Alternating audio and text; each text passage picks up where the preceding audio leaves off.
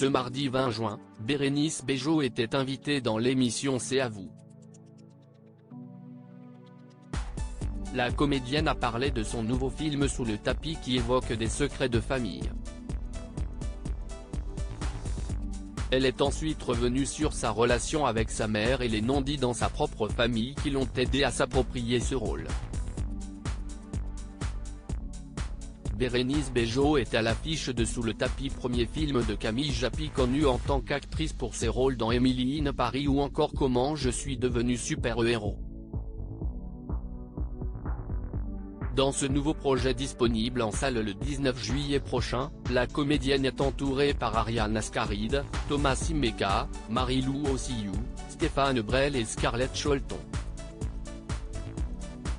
Le long métrage raconte l'histoire d'Odile, incarnée par Ariane Ascaride, dont le mari décède subitement alors que leurs enfants sont sur le point d'arriver pour fêter son anniversaire. La mère de famille décide alors de cacher le cadavre de son époux sous leur lit, mais la situation va très vite déraper. C'est assez douloureux, Bérénice Bejo dévoile connaître la même problématique que son personnage avec ses parents ce mardi 20 juin. Bérénice Bejo était l'invitée de la présentatrice Anne-Elisabeth Lemoine pour parler de son nouveau film qui lui tient particulièrement à cœur puisqu'il parle aussi de secrets de famille et de non-dits qui vont être dévoilés. Il y a d'autres histoires, d'autres secrets de famille, d'autres choses qui sont cachées sous le tapis dans cette histoire. Est-ce que c'est ça aussi qui vous rend proche de votre personnage, lui a demandé Patrick Cohen. Je suis dans cette problématique depuis 1 an et demi, 2 ans, j'essaie de faire parler mes parents, a commencé la comédienne. Parfois, il faut accepter que les parents n'aient pas envie de tout nous raconter, moi c'est mon cas.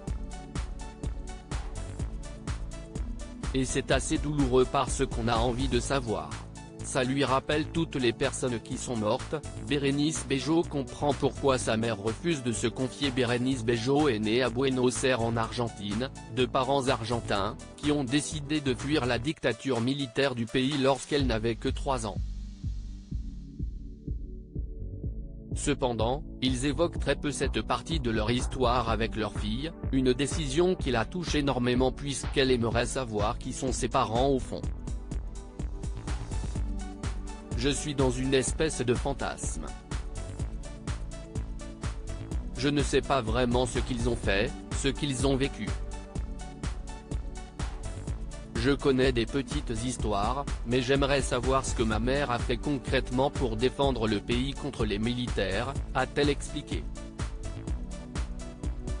Avant de conclure, mais en fait, c'est trop douloureux pour elle parce que ça lui rappelle toutes les personnes qui sont mortes, toutes les choses qu'elle n'a pas réussi à faire.